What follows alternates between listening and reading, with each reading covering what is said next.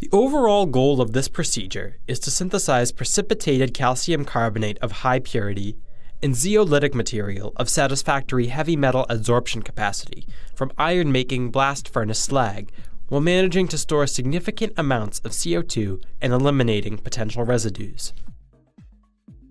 This method helps address a key issue related to the conversion of metallurgical slags into carbon sinks through indirect carbonation, namely the valorization of the solid residue resulting from the calcium extraction process.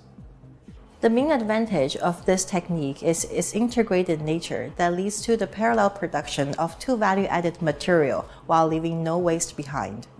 Demonstrating the procedure will be Jasprit Chandla, a technologist at the Sheridan Chemical and Environmental Laboratories, as well as Heba Batul, a graduate of our environmental control program.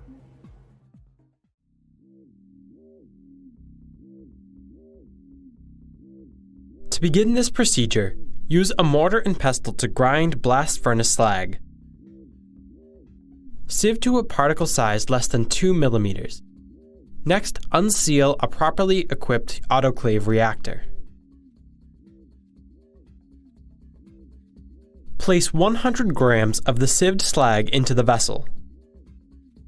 Add 731 milliliters of 2 molar acetic acid. Then seal the autoclave reactor. Place the heating jacket such that it covers the vessel. Set the heating temperature to 30 degrees Celsius and the mixing speed to 1000 RPM. Once the interior temperature reaches the set point, leave the slurry to mix for 60 minutes.